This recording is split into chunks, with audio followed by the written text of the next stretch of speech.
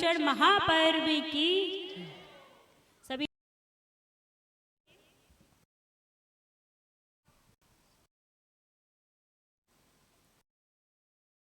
लोग हाथ जोड़ेंगे।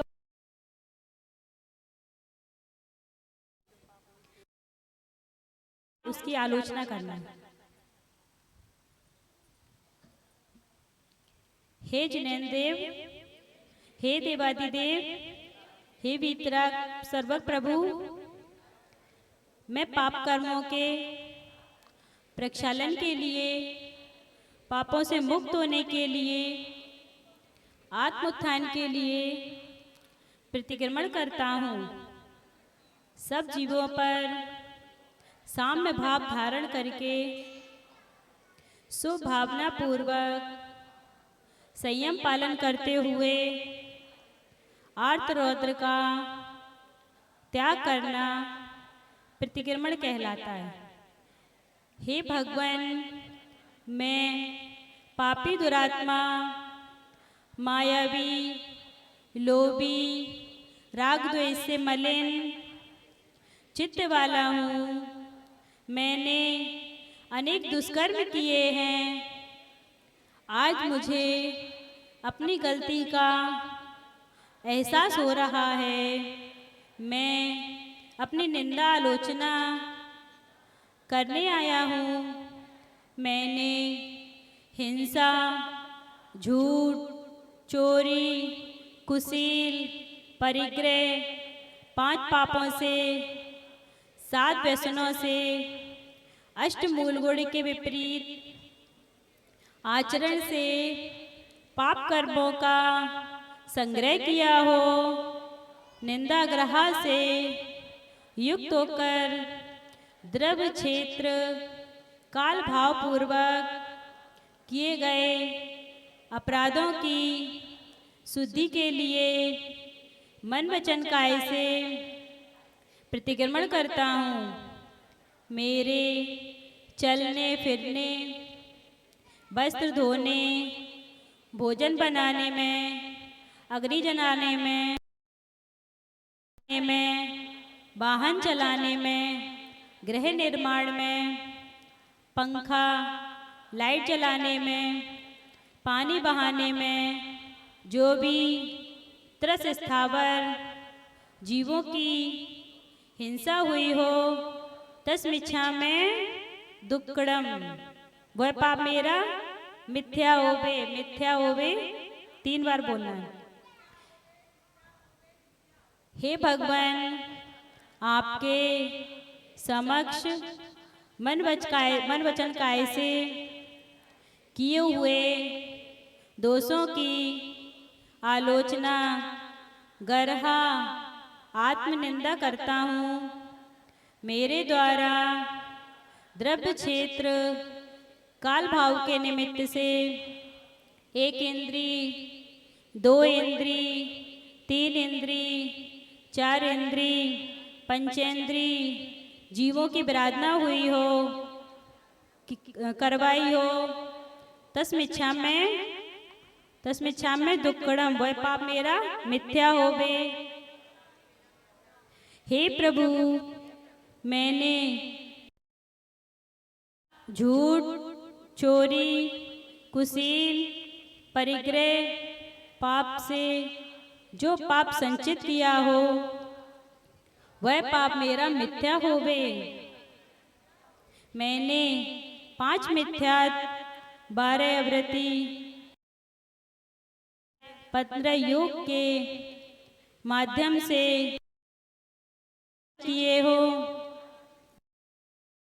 क्या होवे। भगवान, राजकथा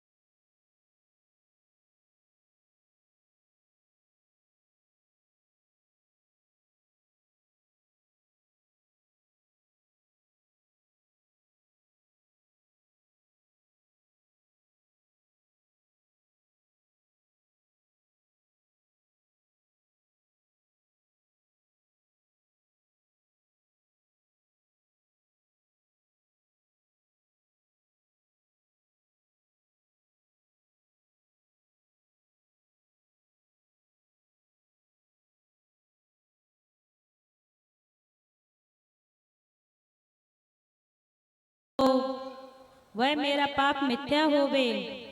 मूल गुण के पांचवें भेद। रात्रि भोजन त्याग व्रत में रात्रि में भोजन किया हो, कराया हो मिथ्या होवे।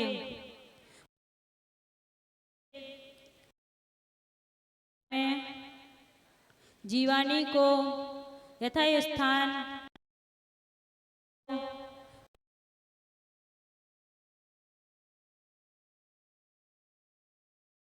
फटे वस्त्र की थैली से पानी छाना हो, 48 मिनट को छना मानकर उपयोग कराया हो, करने वाले की अवमानना की हो, वैसा पाप मेरा मिथ्या होवे।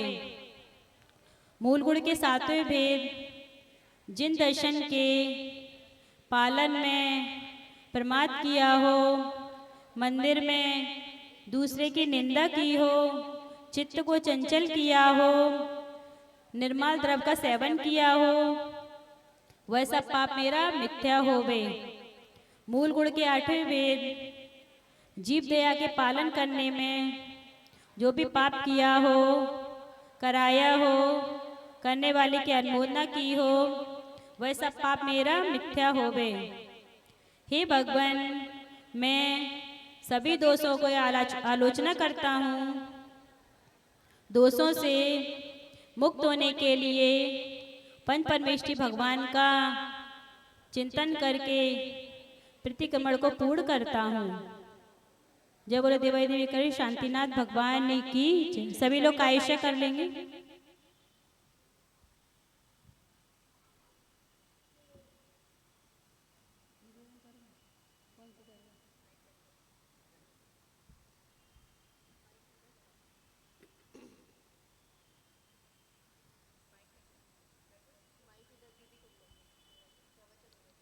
हमारी बाल ब्रह्मचारिणी दीदी प्रखर दीदी का प्रवचन है, उनसे प्रवचन के लिए निवेदन करना है।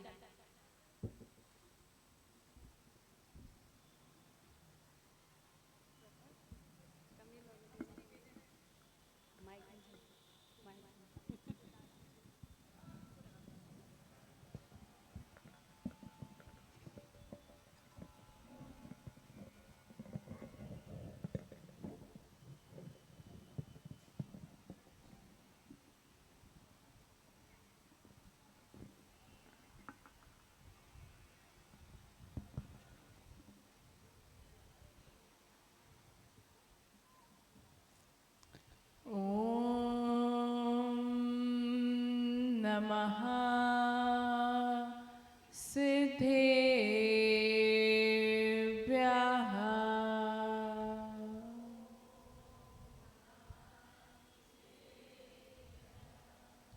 ॐ नमः सिद्धेभ्यः।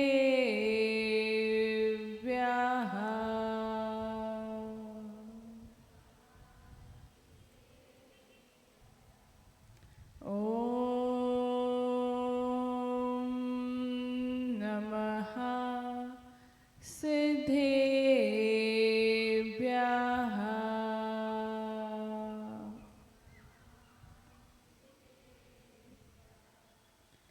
ज्ञानी विवेकी परमस्वरूपी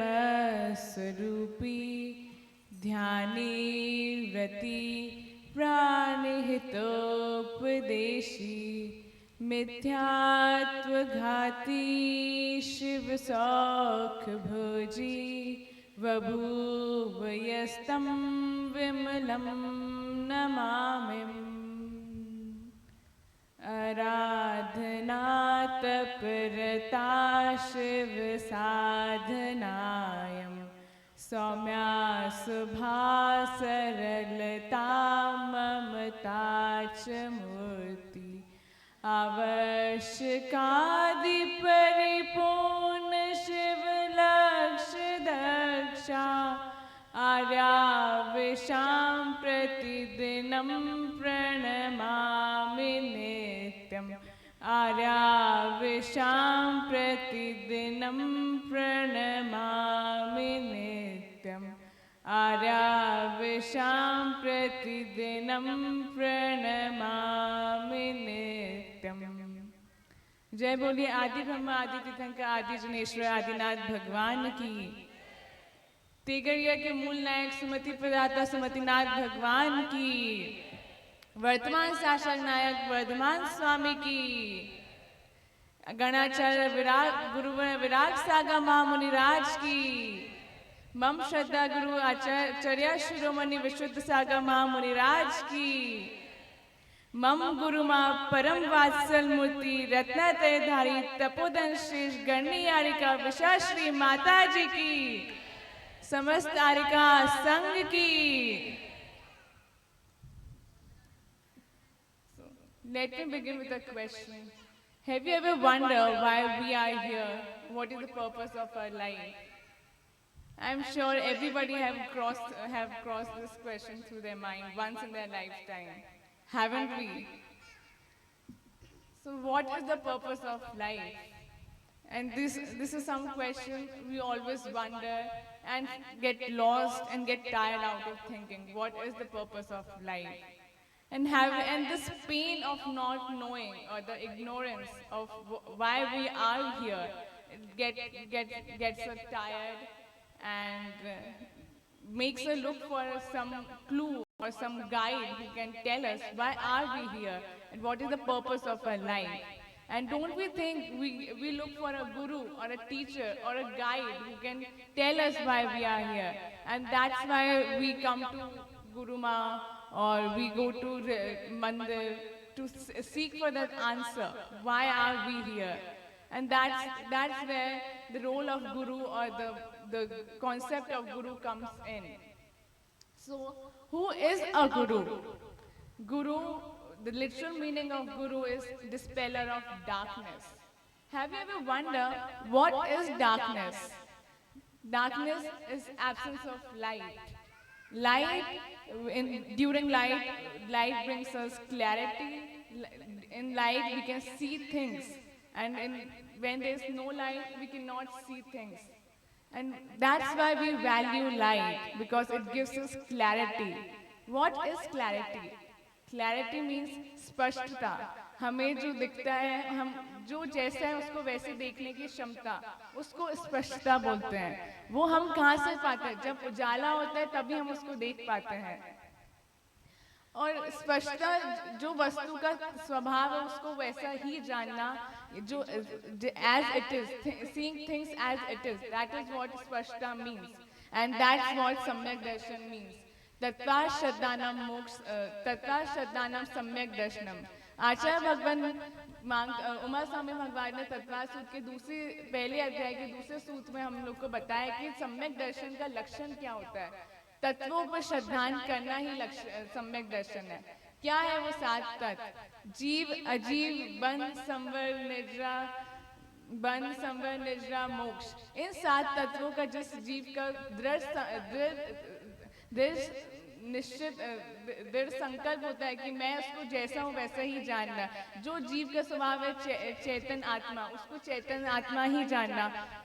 अजीव का स्वभाव है पुद्गलपना, गलना, पूर्ण होना. हमें उसको वैसा ही जानना, वो ही स्पष्टता है, वो ही सम्यक दर्शन है. और ये seeing as it is, the way things are, उसको वैसा ही देखना, जो वस्तु का स्वभाव है उसको वैसा ही देखना, यही सम्यक दर्शन है. अब हम जानते हैं कि अगर सम्यक दर्शन ये है तो हमें बताया किसने है? हमें आचार्य उमा स्वामी ने बताया है. आचार्य कौन है? हमारे गुरु हैं. गुरु है तो गुरु क्या बताए? हमें प्रकाशित कर रहे हैं, हमें हमारे लिए एक मार्ग प्रदर्शन कर रहे हैं. इसलिए हमें गुरु की जरूरत होती है. इसलिए गुरु को हम डिस्पेलर ऑफ डार्कनेस बोलते हैं. हम जहाँ जी रहे हैं वो हम एक डार्कनेस में जी रहे हैं. अब उसको कौन मिटा रहा है? एक गुरु मिटा रहा है.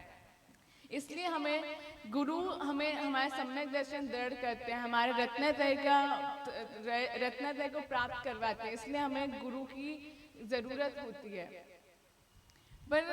पर हमने गुरु के बारे में तो जान लिया कि गुरु होता कौन है, पर हमने गुरु का महत्व नहीं जाना.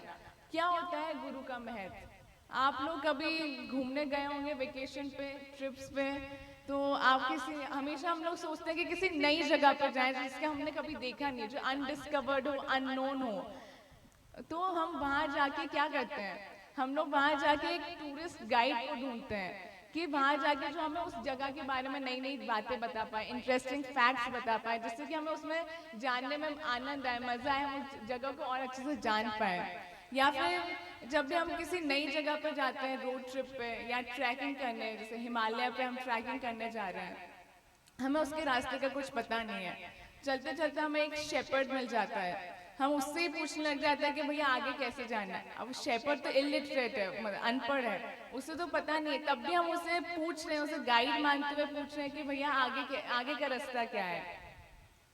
तो वो हमने उस क्षण के लिए उसको एक गाइड बना लिया है, तो वो ही हमें मार्गदर्शन कर रहा है। अब हम उससे पूछ क्यों रहे हैं, क्योंकि उसके पास एक्सपीरियंस है, वो उस रास्ते से रोज आना जाना करता है, उसको पता है कि हम इस रास्ते से जाएंगे तो भटकेंगे नहीं। तो हम उस भटकाव से बचने के लिए गुरु के पास जाते हैं।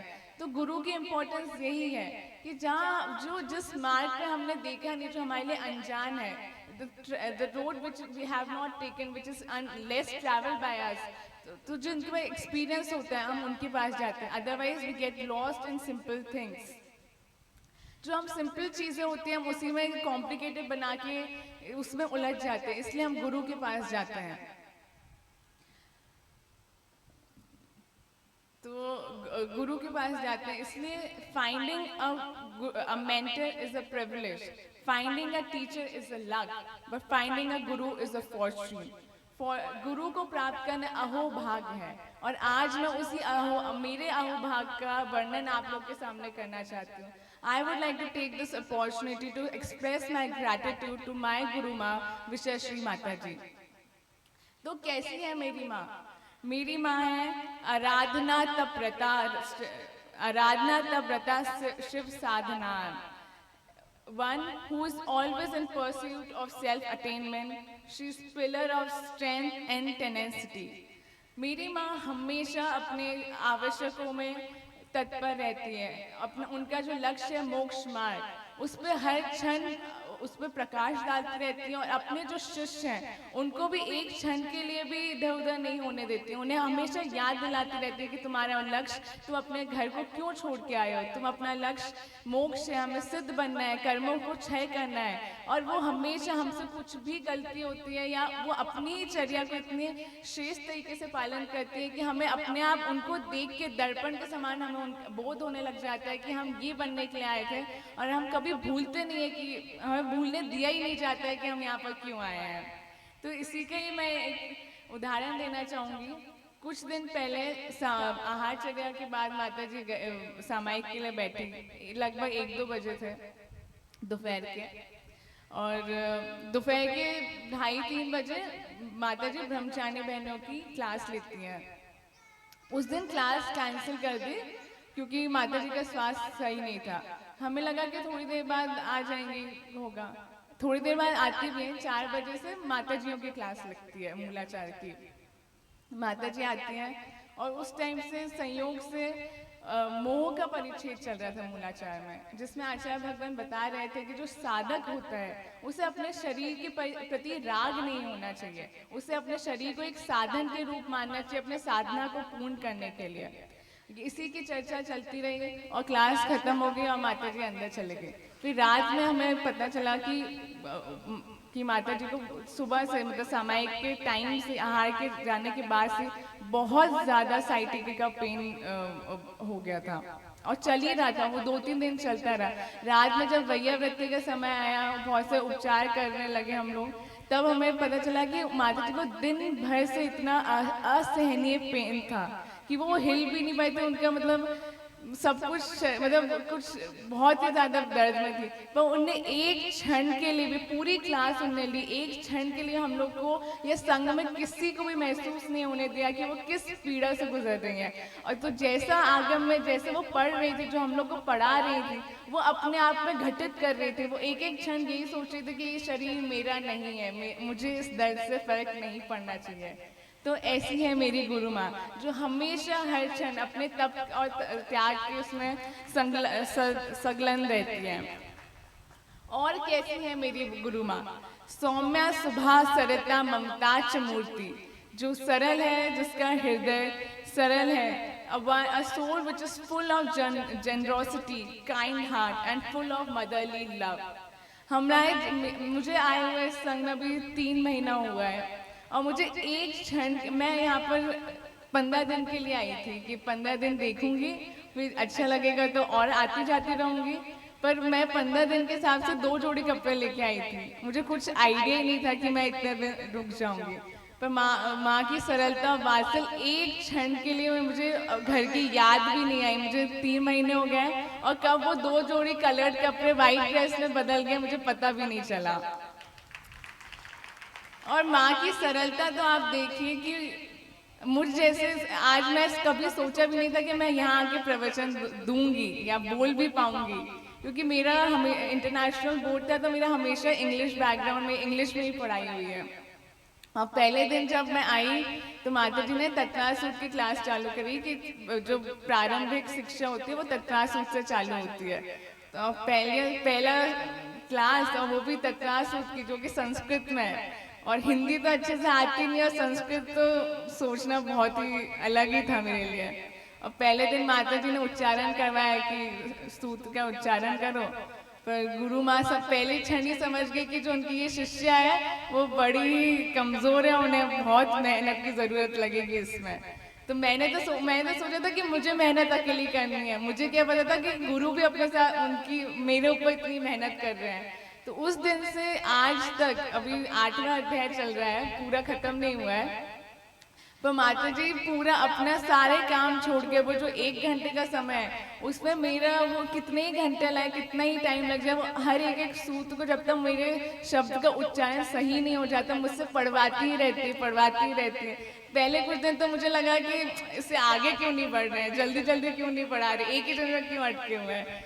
पर आज समझ आ रहा है कि जब मैं उसको शुद्ध पढ़ने लगी हूँ, कंठस्थ हो गया मुझे बाकी के 8 अध्याय, तब मुझे समझ आता है कि गुरु का उपकार है, गुरु की करुणा है, जो आपको समझ नहीं आती है शुरू में, पर आप वो सिर्फ आपके लिए बने होते हैं। तो इतना सरल हृदय है मेरी माँ का कि इतनी बड़ी गणनी आर्य होने के बाद उनके शेड्यूल में टाइम ही नहीं है, उनकी खुद की आवश्यक और उनकी खुद की जाप तप इतना ज़्यादा है, उसमें भी मेरे लिए वो समय निकाल गई थी, जो कि मैं 2 महीने पहले ही आई हूँ, उसके बाद भी मेरे लिए इतना उन्होंने समय निकाला अपने। आज भी वो सब कुछ छोड़ के सिर्फ आज के ही दिन है, उस दिन का ही दिन था जिस दिन क्लास बंद हुई थी, नहीं तो बिहार चला, हम लोग शिफ्ट हुए, सब हुआ, एक भी दिन ऐसा नहीं हुआ कि माता जी ने क्लास छोड़ी हो मेरी। मतलब हर परिस्थिति में, उनकी शारीरिक परिस्थिति या बाहर की जो परिस्थिति हो, कितना ही बिजी शेड्यूल हो, उन्हें चाहे आधे घंटे 15 मिनट की क्लास ली हो, पर रोज एक भी दिन ऐसा नहीं हो कि उन्हें मेरी क्लास नहीं ली हो।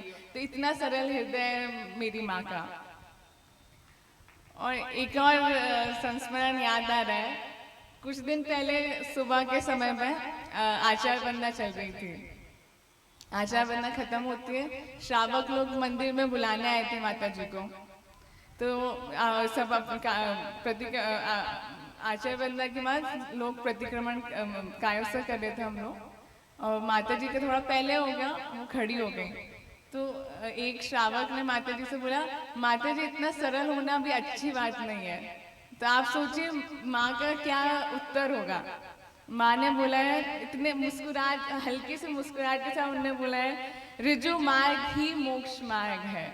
ऋजु मार्ग मतलब एकदम सीधा, जहाँ पर कोई भी टर्न से ट्विस्ट नहीं होता है, एकदम सीधा। जो अरिहंत भगवान होते हैं, जब उनके कर्म, सारे कर्मों का क्षय कर देते हैं, वो ऋजु गति से सिद्ध शिला पर जाके विराजमान हो जाते हैं। तो वो ही सीधा ही मार्ग मोक्ष मार्ग है। तो वो ही वो अपने अंदर आत्मसात करते हुए चल रही है, उनके हर एक क्षण में, उनके हर एक एक्ट में वो सरलता, वो ऋजुता समाई हुई है।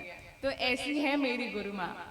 और कैसी है मेरी गुरु माँ, आवश्यकादि परिपूर्ण शिव लक्ष्य दक्षा, जो हमेशा हर क्षण अपने आवश्यकों को करने में ही संलग्न रहती हैं। एक भी क्षण, एक भी मिनट, मतलब उनके पूरे डेली शेड्यूल में एक भी सेकंड या एक भी मिनट ऐसा नहीं है जहाँ पर वो फ्री हो या कुछ और चिंतन करने को हो। उनकी हर क्षण अपने जो साधुओं के 6 आवश्यक होते हैं, प्रतिक्रमण, सामायिक, स्वाध्याय, स्तुति, वंदना, प्रत्याख्यान, इन सब में दिन भर उनका चलता ही रहता है। प्रत्याख्यान का मतलब होता है त्याग करना, हन छर त्याग करना। अगर साधु अपनी जगह से उठ के बाहर दूसरे कमरे में भी जाए तो वो उस कमरे का त्याग करके जाता है कि मैं इस समय के लिए इस कमरे का त्याग कर रहा हूँ। या मतलब हर क्षण उनका, जब आहार के समय पे अपने वस्त्र भी बदलते हैं तो जो पहले वाले वस्त्र है तो उसका त्याग करके जाते हैं। अब चाहे वो उसको धोए नहीं धोए या जैसे भी रखे हैं, उनने उस वस्त्र का त्याग कर दिया है तो वो वहीं की वहीं रखेंगे। किसी को धोना है तो धो देगा, नहीं धोना तो दे। ये होता है साधु की प्रत्याख्यान की शक्ति। तो माता जी का जब से उनकी, जिस दिन से उनकी दीक्षा ली हुई है, उन्हें उस दिन से तेल, घी, मीठे का त्याग कर दिया। आज वो 2 साल पहले उन्होंने सिर्फ 3 अन्न का नियम ले लिया है।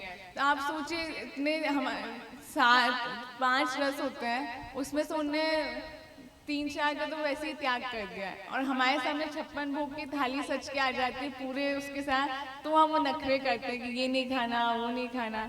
पर माता जी तब भी इतनी मुस्कुराहट के साथ मतलब मीठा नहीं हो खाने में तो मुझसे तो कुछ खपता ही नहीं है। बिना मीठे का तो कुछ अंदर जाते ही नहीं। एक मीठा तो होना ही चाहिए थाली में।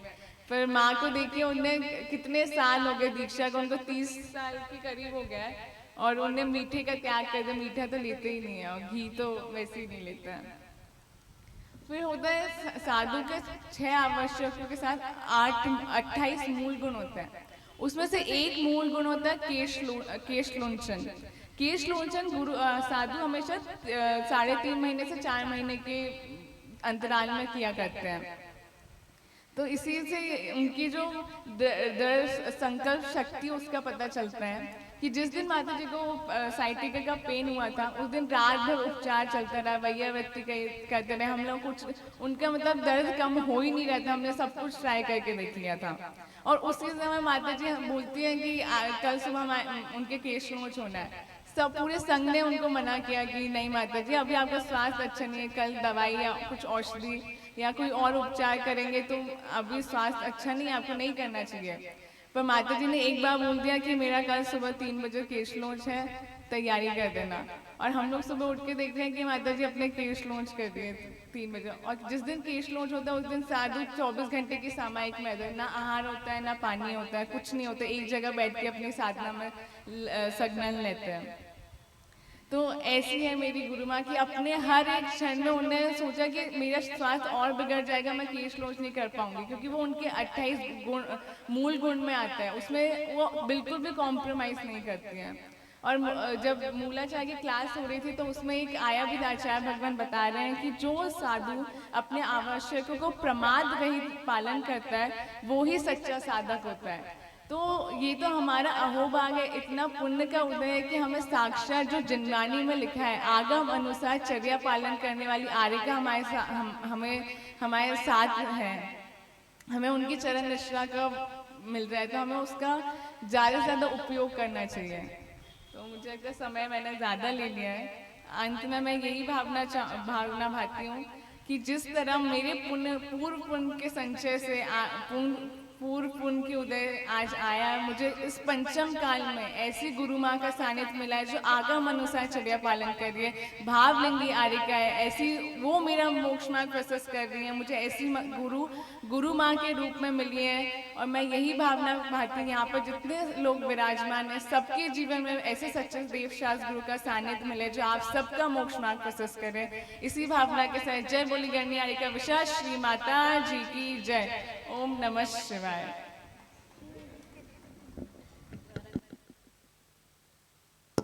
अब मैं रौनक दीदी से निवेदन करूंगी कि वो अपना प्रवचन चालू करें।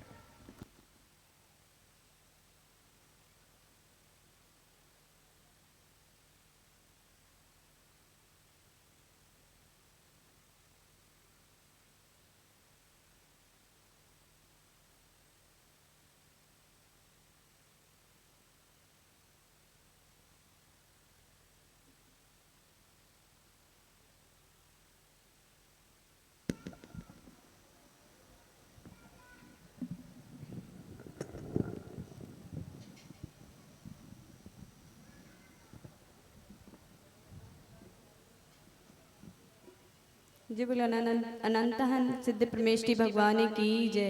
1000 श्री सुमतिनाथ भगवान की जय। 1000 श्री शांतिनाथ भगवान की जय। 1000 श्री चिंतामणि पारसनाथ भगवान की जय। 24 तीर्थंकर भगवान की जय। नमः श्री वर्धमानाय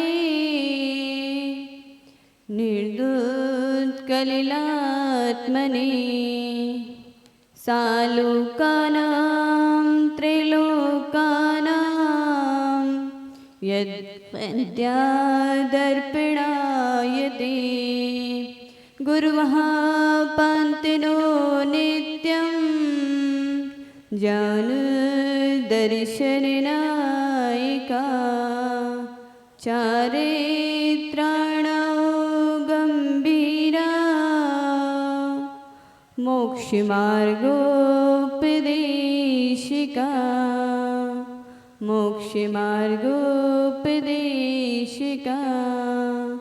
नमो अर्यन्ताणं नमो सिद्धाणं नमो आयर्याणं नमो वज्रायाणं नमो लोये सव्साहुणम्। जल पूज्य शमनी करनी आरिका में 120 श्री माता जी की जय। समस्त आरिका संघ की जय। आज 10 लक्षण धर्म का पहला दिन उत्तम क्षमा। उत्तम क्षमा धर्म, इसके पहले धर्म के बारे में जानना होगा। धर्म क्या है? धर्म करत संसार सुख, धर्म करत निर्वाण, धर्म पंथ साधे बिना नर तिरियन समान। धर्म करत संसार सुख, धर्म ही हमारे कष्टों से बचाने के लिए है और हमें उत्तम लक्ष्य को प्राप्त कराने वाला यह धर्म है। इसके सिवा कोई भी हमारा कल्याण कराने वाला नहीं है और ये हमें सुख और अनंत सुख देने वाला और निर्वाण पद को प्राप्त कराने वाला है। हम सुख किसमें मानते हैं? सुख हम अपने परिवार में मानते हैं कि हमारा परिवार अच्छा है, इसमें सुख मानते हैं। और हमारे पति अच्छे हैं, पति को पत्नी अच्छी है, इसमें अपना सुख मानते हैं। और इसमें और बच्चे आज्ञाकारी हैं, हम उसमें अपना सुख मानते हैं। ये तो सब आपके पुण्य से मिला है। और स्वार्थ के हैं ये सब लोग। धर्म, जब तक धर्म हमारा साथ है और जब तक धर्म है तब तक सब कुछ है। जब तक हम धर्म की शरण में नहीं है, ये सब स्वार्थ के हैं।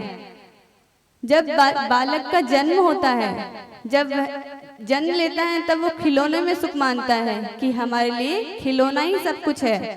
वह थोड़ा बड़ा होता है, तब उनके मम्मी पापा प्यार करते हैं, तब उनमें सुख मानता है कि हमारे अलावा इसके कोई नहीं है। फिर थोड़ा बड़ा होता है तो वो पढ़ाई करने जाता है, तो उसमें सुख मानता है कि पढ़ाई सब कुछ है। फिर बड़ा होता है तो वो थोड़ा युवा होता है तो अपने मित्रों को मित्रों में सुख मानता है कि मित्र हमारे सब कुछ है, वही हमारा सहयोग करेंगे। और उसके बाद जब वह बड़ा होता है, शादी लायक होता है, वह अपनी पत्नी, जब उसकी शादी हो जाती है तो पत्नी में सुख मानता है कि पत्नी हमारी सब कुछ है। तब वह मम्मी पापा को भी भूल जाता है कि मेरे माता पिता कौन है, कैसे हैं, उनका स्वास्थ्य, उनके बारे में वह सोचता भी नहीं है, बस वह पत्नी को ही देखता है। और उसके बाद जब वह बूढ़ा हो जाता है तब ऊपर चला जाता है, तब तो कुछ नहीं। जब वह बस यही दुनिया है, यही अपना सुख, वह इसी में अपना सुख खोज के पूरी दुनिया को अपना जीवन समाप्त कर देता है। पर ये सुखाभास है, बस इतना ही, वह सुख इतने के लिए ही पूरा जीवन व्यर्थ में गवा देता है। यदि धर्म की शरण ले लेते तो हमारा कल्याण हो जाता। चिर रक्षक धर्म हमारा हो धर्म हमारा चिर साथी। जग में न हमारा कोई था, हम भी न रहे जग के साथी। यदि इसके बारे में अपन चिंतन करें कि हमारा जब हम संसार में आए हैं तो हमारा शरण कौन है? धर्म ही हमारा शरण है। ये रक्षा करने वाला हमारा धर्म ही है और हमारा सच्चा मित्र भी हमारा धर्म ही है। यदि आपने सुना होगा, पढ़ा होगा तो आपको ज्ञात होगा कि श्रीपाल को जब कोढ़ हुआ था, कोढ़ हुआ था, तब उसकी सगी माँ ने क्या कहा था कि तुम दूसरे देश राज्य में जाके अपना कोढ़ दूर करो। उसकी सगी माँ ने, जिसने जन्म दिया था, अब सोच लो आपका कौन है? जन्म देने वाली माँ भी साथ नहीं दी। जब सीता को, जब राम जो अलग वो छोड़ दिया था, तब धर्म ने उसका साथ दिया था। और अनंगसरा, बहुत आदि, मनोवती आदि सतियां हैं, उनके बारे में चिंतन करो। जब उनके परिवार वालों ने सहयोग नहीं किया और जब अंत में धर्म ने ही साथ दिया। धर्म कई प्रकार से जाना जाता है। आचार्य कुंदकुंद स्वामी ने कहा है, वस्तु स्वभाव धम्मो, अर्थात वस्तु का स्वभाव ही धर्म है। वस्तु का स्वभाव क्या है?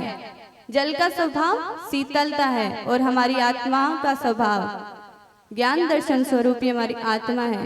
6 प्रकार के जो द्रव्य है, जीव द्रव्य, पुद्गल द्रव्य, धर्म द्रव्य, अधर्म द्रव्य, आकाश द्रव्य और काल द्रव्य, सब द्रव्य अपने अपने में स्वतंत्र है। जीव द्रव्य जिसका स्वभाव ज्ञान दर्शन स्वरूप है, जो जानता और देखता है, और सब धर्म तो उसके अनुसार चलते हैं। जब जीव द्रव्य ही अपने स्वभाव को छोड़कर विभाव में जाता है, तभी वह संसार में परिभ्रमण करता रहता है। अनादि काल से बस जीव द्रव्य अपने स्वभाव से च्युत होता है, तभी वह दुर्गतियों में भ्रमण करता रहता है। और हमारा अनादि काल से भ्रमण इसी कारण चल रहा है क्योंकि हम अपने स्वभाव को जाने ही नहीं है कि हमारा आत्मा का स्वभाव क्या है। यदि हम अपने आत्मा के स्वभाव को जान लेते कि हमारी आत्मा का स्वभाव क्या है, तो हमें अनादिकाल से हम भटक रहे हैं, वो हमारी भटकन दूर हो जाती।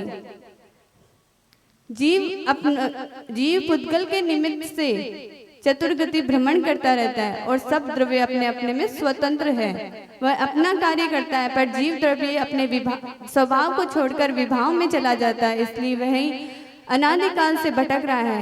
यदि आप जानते हैं, माँ जब एक लोई के आटे से अनेक पकवान बनाती है, उससे ही रोटी बनाती है, पराठा, पूड़ी, कचौड़ी, समोसा, जो बनाना होता है उस एक आटे की लोई से बनाती है।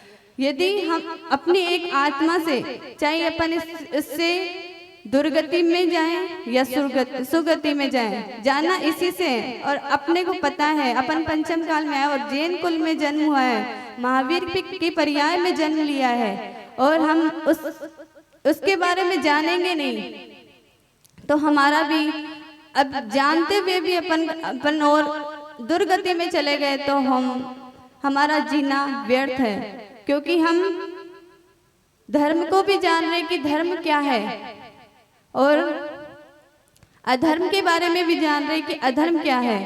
लोग कहते हैं कि हम दूसरे पति के सुख के लिए पाप कर रहे हैं कि उनको संक्लेशता नहीं हो, और हमारा जो महावीर भगवान का जो सिद्धांत है, जियो और जीने दो, कि किसी अपन भी अच्छे से जियो, दूसरों को भी अच्छे से जीने दो, यही महावीर भगवान का सिद्धांत है। और हम उनके इस काल में हमारा जन्म हुआ है और हम उनके सिद्धांत का पालन नहीं कर रहे।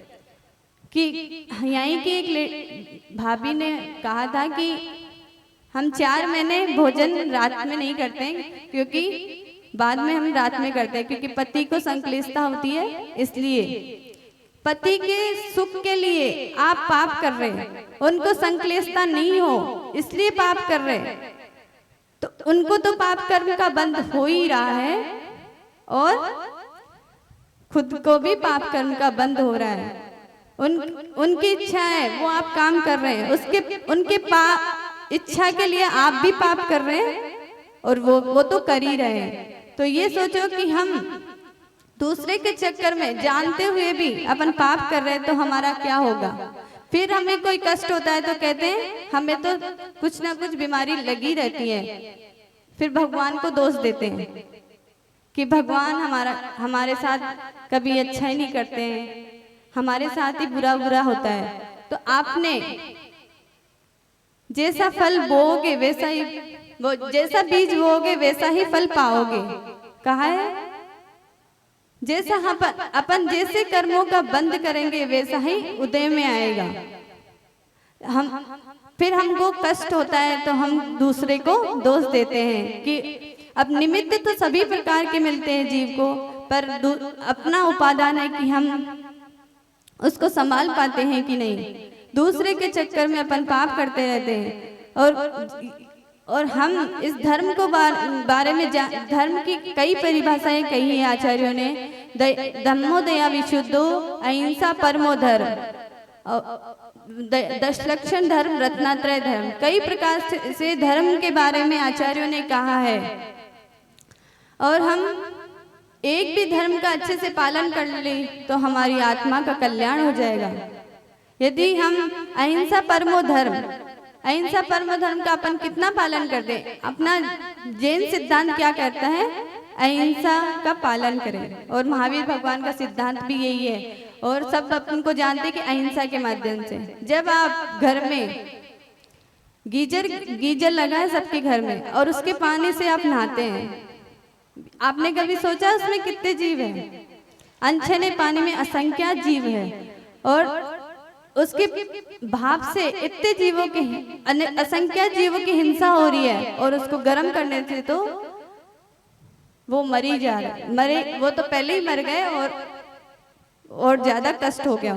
और तो ये सोचना चाहिए कि हम अहिंसा धर्म का पालन कैसे कर रहे हैं। हिंसा तो कर ही रहे और अहिंसा का बोलते हैं कि हम अहिंसा धर्म का पालन कर रहे हैं। जब नल की टोटी में छन्ना लगा है, जब वो सड़ जाता है, गल जाता है, तो अपन उसको फेंक देते हैं, ना उसकी विंछानी करते हैं रोज।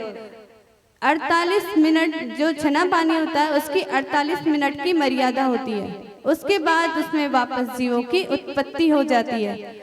48 मिनट के बाद या उसको गर्म कर लिया तो उसकी मर्यादा 6 घंटे की हो जाती है, और थोड़ा गर्म किया तो उसकी 12 घंटे की हो जाती है, और उबाल लिया तो उसकी 24 घंटे की मर्यादा हो जाती है। और हम तो कैसा पानी पी रहे हैं और यूज कर रहे हैं, अनछना पानी, उसमें असंख्य जीव मर गए।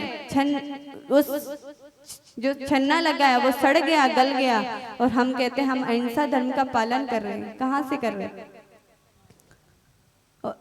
जो बोर्ड आरओ का पानी, बिस्लरी का पानी, ये तो कैसा कप का पानी रहता है, और हम उसमें अपन कहते हैं हम अहिंसा व्रत का पालन कर रहे हैं। यदि हम ऐसे अहिंसा धर्म का पालन करेंगे तो हमारा पालन करना सार्थक नहीं। हम जानते हैं, सब कुछ जानते हैं, पर अपन अपने को उसके अनुसार ढाल नहीं पाते कि कौन करे, कौन छाने, कौन इसकी विंछानी करे, जैसा है पी लो। यदि हम इसके बारे में या किसी जो आचार्यों ने कहा है अहिंसा परमो धर्म, जो 10 लक्षण धर्म, कई प्रकार के धर्मों के बारे में आचार्यों ने बताया, हम उसका पालन नहीं करेंगे तो हमारी दुर्गति होगी। और हम अभी सब कुछ जान रहे हैं कि क्या गलत है और क्या सही है। अनादिकाल से तो हम पहले भटक ही रहे थे क्योंकि हमको जानकारी नहीं थी कि, और हमको अब बताने के लिए गुरु मिले हैं, साक्षात गुरु माता जी विराजमान है। गुरु की खोज यानी परमात्मा की खोज। जिसको गुरु की खोज या परमात्मा की खोज की इच्छा, जो प्यासा है वो ही कर पाता है। हमारा अनादिकाल से जो भ्रमण चल रहा है उसको बताने के लिए कि आपका भ्रमण क्यों चल रहा है अनादिकाल से और अब भटकना है कि नहीं, इसके बारे में बताने के लिए हमें गुरु मिले हैं।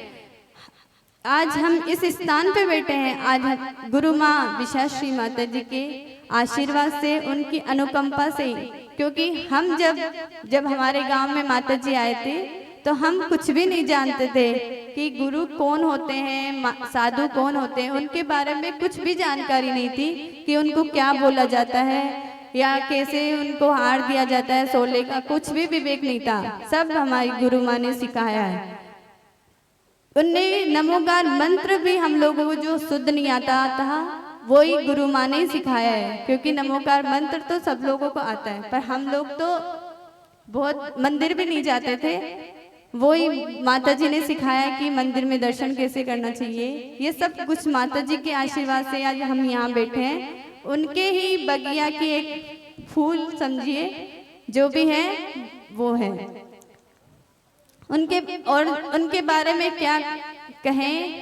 7 समुद्र की शायद जो जल है वो भी उनके गुणगान के लिए कम है, और पूरे संसार के समस्त वृक्षों की लेखनी बना ले तो वो लेखनी भी कम है, और पूरे धरती को कागज बना ले तो वह कागज भी कम है। ऐसे मेरी गुरु माँ है। उनके गुणों का गुणगान करना हमारे शब्दों में नहीं है, क्योंकि वह अनंत गुणों वाली है। उनके वात्सल्य, उनके करुणा,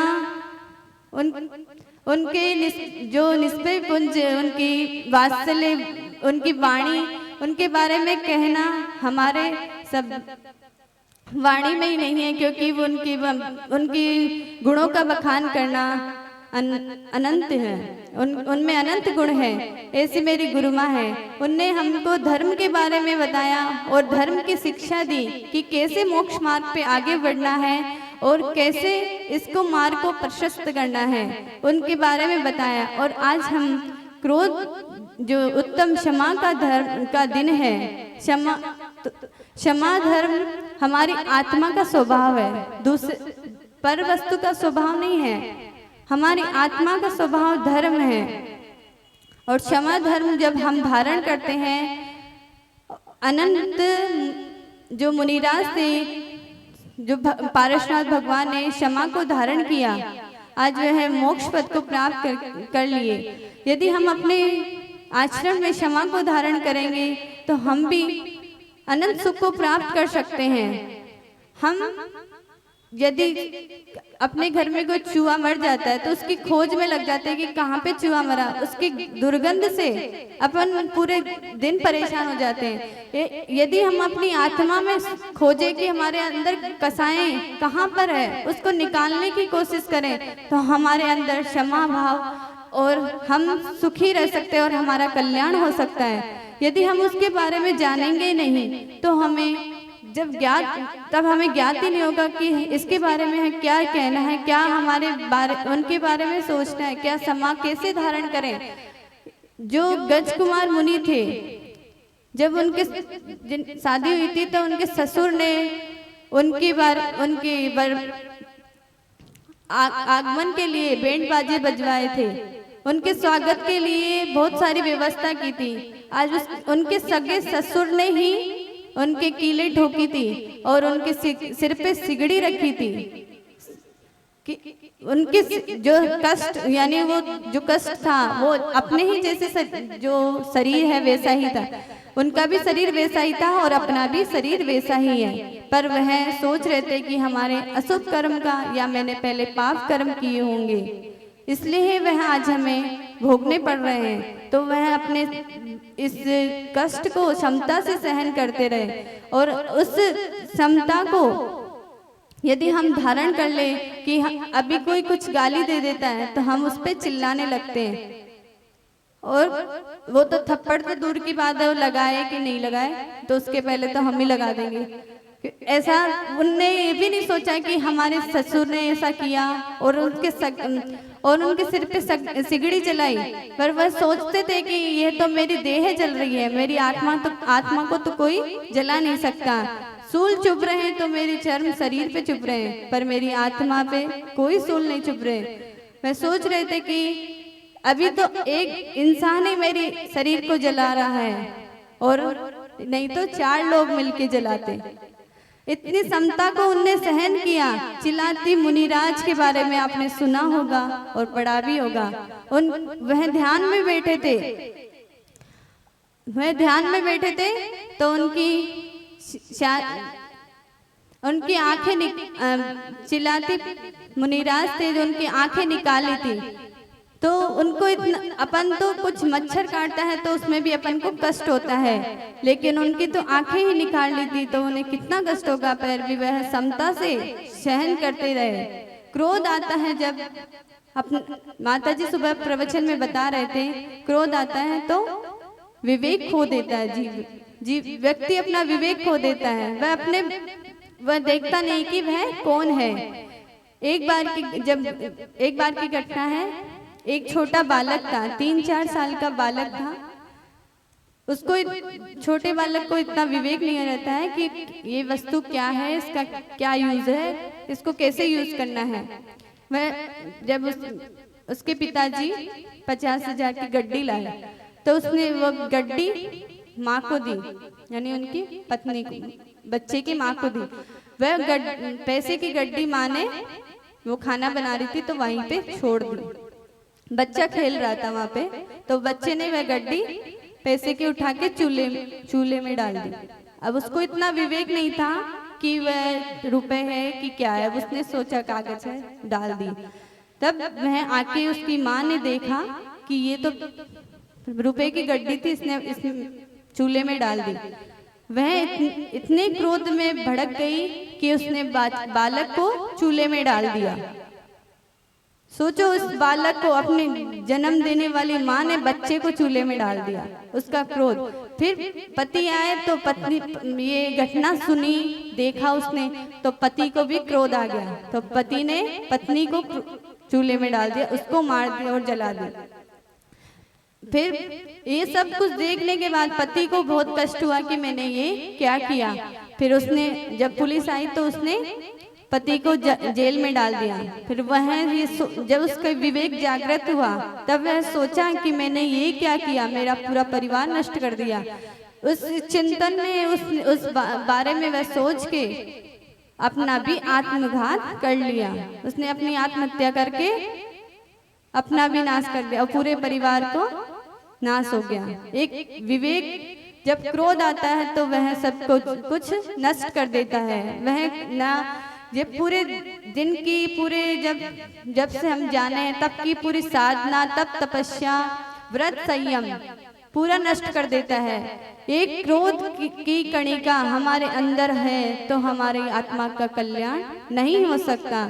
यदि हम उसके बारे में जानेंगे नहीं तो हम दुर्गति में ऐसे ही भटकते रहेंगे और हम अपनी आत्मा का कल्याण नहीं कर पाएंगे। इसी प्रकार हमें अपने अंदर क्षमा भाव को धारण करना है। क्षमा अपनी आत्मा का स्वभाव है, दूसरे का नहीं। उस अपनी आत्मा के स्वभाव के बारे में जानकर, उसके बारे में चिंतन कर अपने आत्मा का कल्याण का सोच कर कि हम इस पंचम काल में हमारा जन्म हुआ है और जैन कुल में हमारा जन्म हुआ है, तो हम इससे अपनी आत्मा का कल्याण कैसे करें कि हम अपने अरिहंत पद को प्राप्त कर सके। ऐसी भावना को हमें भानी चाहिए कि हमारा आत्मा का कल्याण कैसे हो, और हमें क्षमा धर्म को हमेशा धारण करना है। यही मंगल भावना के साथ जय बोलो पूज्य शमनी करनी आरिका मैक्स विशाल श्री माता जी की जय, समस्त आरिका संघ की जय, उत्तम क्षमा धर्म की जय।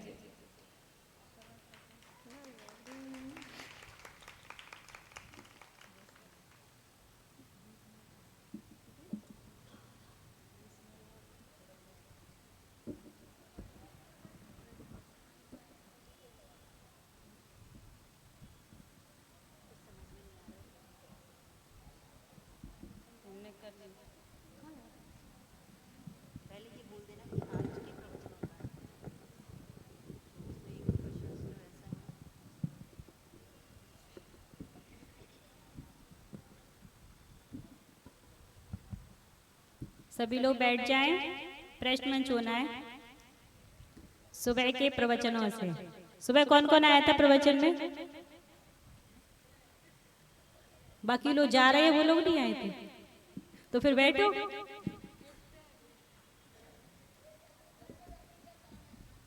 अच्छी गिफ्ट है।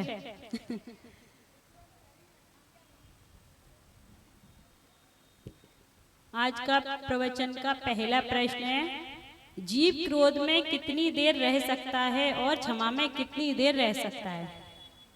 बस इतने लोगों ने प्रवचन सुना था, बाकी के लोगों ने नहीं सुना। पीछे आंटी।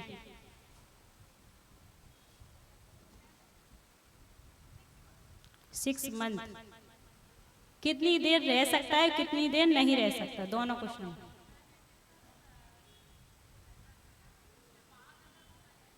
नहीं, माता जी के प्रवचन से आंसर देना है। जीव क्रोध में कितनी समय तक रह सकता है और कितने समय तक नहीं रह सकता? 48 मिनट तक। और कब तक नहीं रह सकता?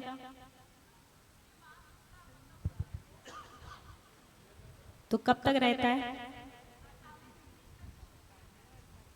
नहीं, दूसरा वाला पूरा आंसर देना है।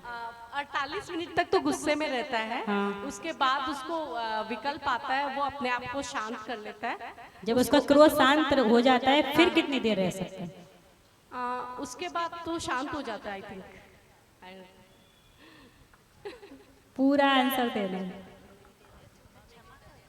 हाँ, मतलब क्षमा जब क्रोध शांत हो जाए तो क्षमा तो आई जाएगी। क्षमा में कितनी देर रह सकता है?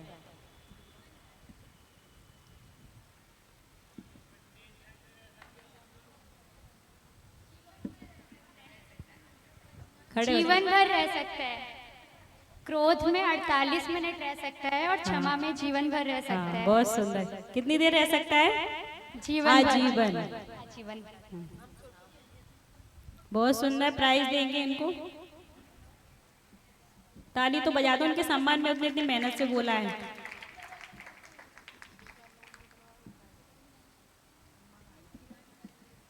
अब आपको दूसरा क्वेश्चन है, आपको बताना है जीव का स्वभाव क्या है और जीव का विभाव क्या है आज के प्रवचन से।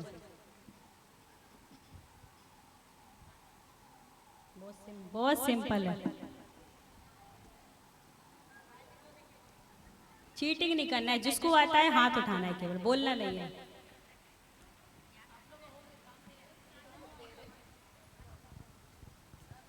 जीव का स्वभाव है क्षमा करना और विभाव है क्रोध करना। सही आंसर।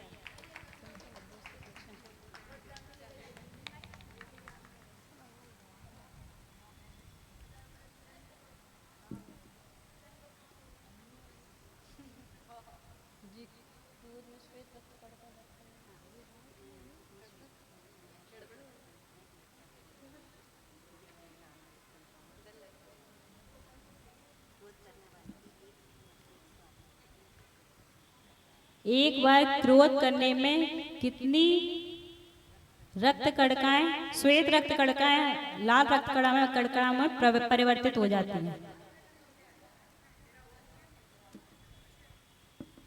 और कौन बताएगा?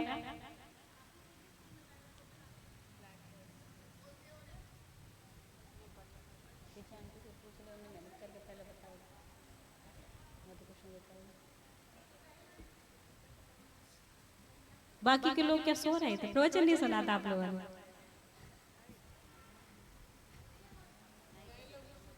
वहाँ पीछे आंटी जो पहले आंसर दिया था उनसे पूछ रहे, आप सुना। 25,000। नहीं, गलत। गलत।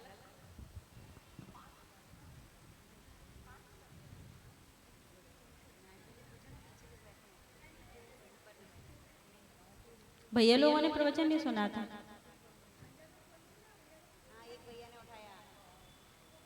बताओ पीछे भैया। हाँ, बिल्कुल सही आंसर। कितनी रक्त कणिकाएं होती है? 15,000 श्वेत रक्त कणिकाएं लाल रक्त कणिकाओं में परिवर्तित हो जाती है।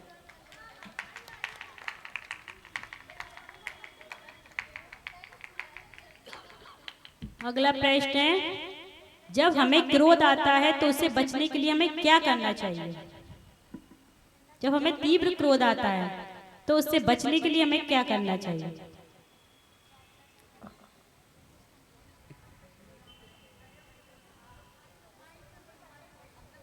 बताओ।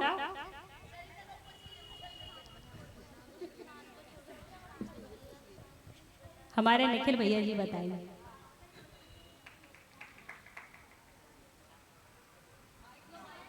चार जगह के नाम बताइए। नहीं, एकदम सही नहीं। वंदना माता जी, वंदना दीदी। हाँ पहला तो स्थान परिवर्तित कर देना चाहिए। हाँ। और 4 बताए थे।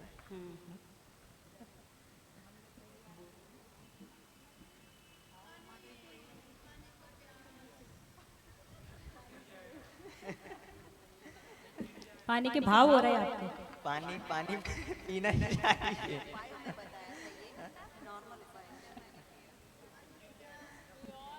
पकड़ा हूँ। 4 चीजें बताई थी। पानी पीना चाहिए, ठंडा पानी।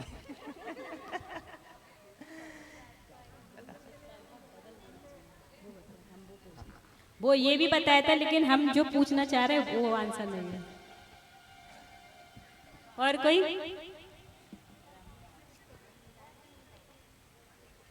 वो तो बताया था ठंडे पानी से मुंह धोना चाहिए, आंखों को धोना चाहिए, ये वाला नहीं है। 4 चीजें बताई थी।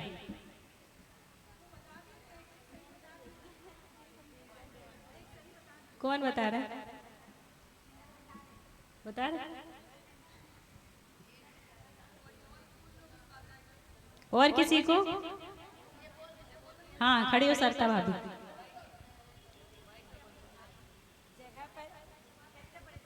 क्षेत्र परिवर्तन करना, ठंडा पानी पीना, उल्टा नमोकार मंत्र बोलना। नहीं, ये तो बताए थे, लेकिन हमारा प्रश्न कुछ और है। स्थान परिवर्तन कर देना चाहिए, कौन कौन से? इतनी हिट दे दिया आप। इस रूम से उस रूम, मतलब जगह बदल देना चाहिए। स्थान परिवर्तन, वो जगह छोड़ देना चाहिए जहाँ क्रोध आ रहा है, वो जगह छोड़कर दूसरी जगह जाना चाहिए। उल्टा नमोकार पढ़ना चाहिए। हम बता रहे हैं। और कोई है? हमें द्रव्य, क्षेत्र, काल, भाव को चेंज कर देना चाहिए, तो हमारा क्रोध शांत हो जाता है। ये पूछना चाह रहे थे। कोई बात नहीं।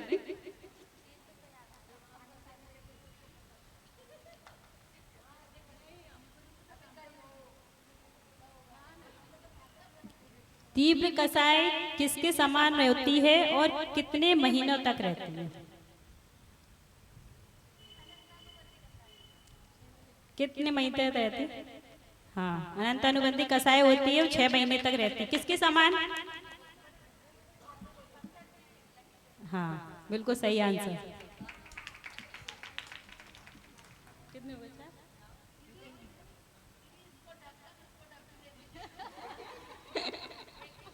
नहीं, तो किसी की यूज की नहीं बची, क्या मतलब है?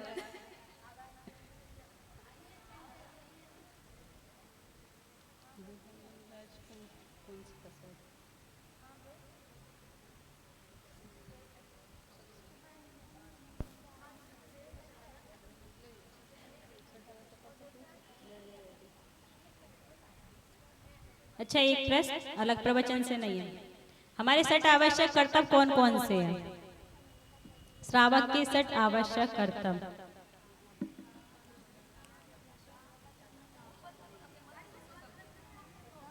बताओ। किसी को नहीं मालूम? हमारे आवश्यक कर्तव्य हैं और किसी को नहीं मालूम। देव पूजा, गुरु उपासना, स्वाध्याय, संयम, तप और आप त्याग। बता चुकी। ऐसे थोड़ी ना होता। नहीं, अब फिर से पूछना पड़ेगा। एक क्वेश्चन आउट कर दीजिए।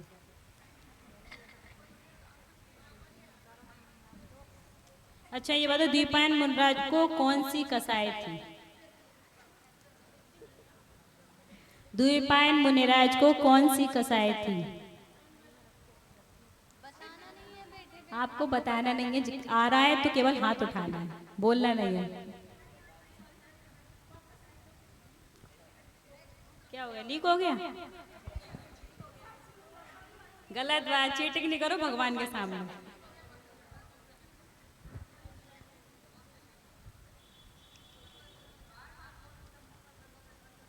एक बहुत सिंपल है, यशोधर बाहुबली भगवान के मन में क्या विकल्प था जो उनको केवल ज्ञान नहीं हो रहा था, और किसने उनसे क्षमा मांगी थी?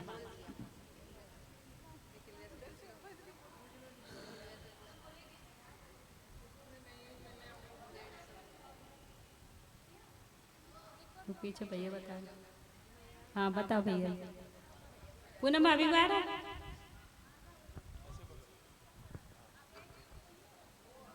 कोशिश कीजिए। बंदा ही माता ही बंदना दीदी। हाँ जी। हाँ।